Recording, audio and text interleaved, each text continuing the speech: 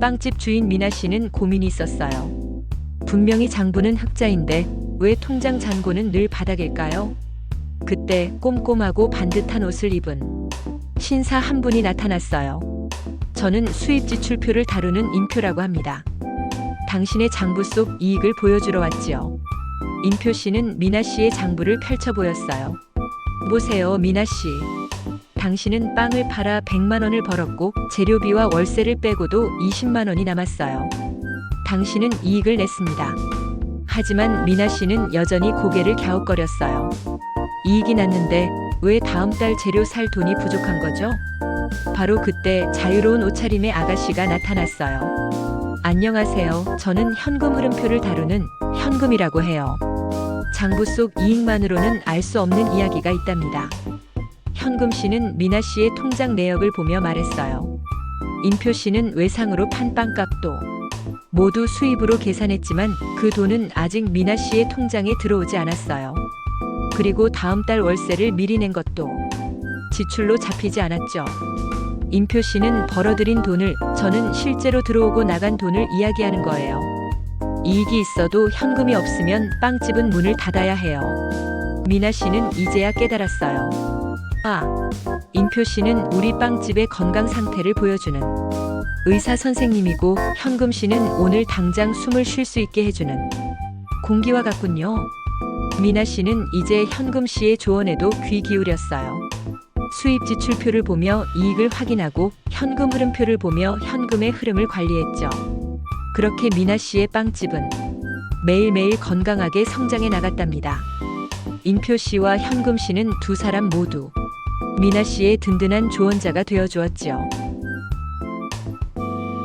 여러분은 매달 가계부를 쓰시나요? 그런데 가계부에 잔고가 남는데도 정작 카드 결제일에는 돈이 모자란 적은 없으셨나요?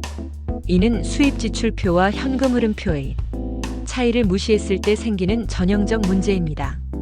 이번 강의에서는 두 가지 도구가 어떻게 다르고 왜 구분되어야 하는지, 그리고 실생활에서 어떻게 활용할 수 있는지 살펴보겠습니다.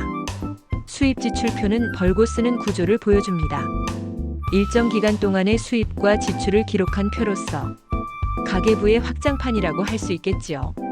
수입 지출표의 구성을 살펴보면 첫째, 수입은 월급, 이자 소득, 임대 소득 등으로 구성되며 둘째, 지출은 생활비, 교육비, 보험료, 대출이자 등으로 구성됩니다.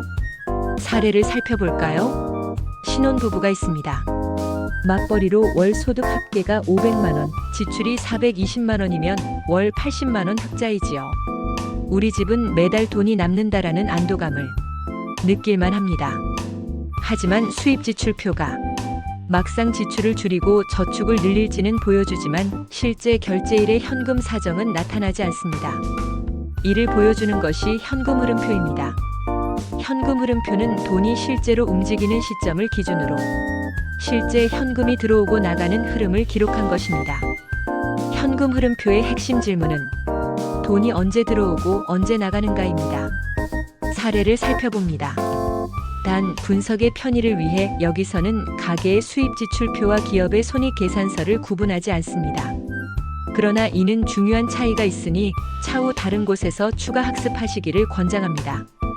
카페를 운영하는 박씨, 월 매출 1,000만 원. 하지만 매출의 절반은 카드 매출로서 한 달 후에나 현금이 입금될 예정입니다. 하지만 인건비 400만 원, 임대료 200만 원은 매달 말일 현금으로 지급해야 합니다. 그러면 수입 지출표상으로는 1,000만 원 빼기 400 빼기 200으로 400만 원 흑자이지만 현금 흐름표로 보면 500 빼기 400 빼기 200은 마이너스 100만 원으로 말일의 통장 잔고가 마이너스가 됩니다. 이를 넓은 의미에서 흑자도산이라고 할 수 있습니다. 흑자도산은 회계상으로는 흑자가 나지만 실제로는 현금 부족으로 인해 기업이 도산하는 상황을 말합니다. 원인은 매출 채권 과다, 재고, 과잉, 차입금 상환 압박, 설비 투자, 현금 유출 등 다양한 원인이 있을 수 있습니다. 이는 수입 지출표나 손익 계산서만으로는 안전하지 않으며 현금 흐름표를 함께 관리해야 함을 보여주는 대표적 개념입니다. 즉, 흑자도산은 장부상 이익과 실제 현금 흐름의 괴리로 인해 발생하는 도산입니다. 흑자 도산은 기업만의 문제가 아니라 개인과 가게에서도 발생할 수 있습니다. 따라서 수입 지출표와 현금 흐름표 두 도구를 함께 볼 때 얻는 통찰이 중요합니다. 은퇴를 준비하는 부부의 사례를 봅니다. 남편은 퇴직 후 매달 국민연금 120만 원, 아내는 연금저축에서 50만 원을 각각 받습니다. 하지만 1년에 한 번 자녀 유학비로 1,000만 원이 필요합니다. 수입 지출표만 보면 총 수입은 120 더하기 50 곱하기 12는 2,040만 원, 지출 항목인 유학 경비 1,000만 원으로 큰 문제가 없다고 할 수도 있겠지만 현금 흐름표를 작성해 보면 1년 중 특정 시점, 즉 유학비 지출 시점에 현금이 바닥날 가능성이 높은 상태입니다. 이 사례는 은퇴 이후에는 수입의 안정성뿐 아니라 현금 잔고의 타이밍 관리가 핵심이라는 교훈을 줍니다. 수입 지출표와 현금 흐름표는 일견 비슷해 보이지만 구분해야 할 분명한 필요성이 있습니다. 시점에 있어서 수입 지출표는 발생 기준, 현금 흐름표는 현금 기준이라는 중요한 차이점이 있습니다. 정보 활용에 있어서도 차이가 있습니다. 수입 지출표가 소득, 지출 구조를 점검하여 생활 습관 개선에 도움을 준다고 하면 현금 흐름표는 유동성을 관리하여 각종 결제에 맞추기에 유용합니다.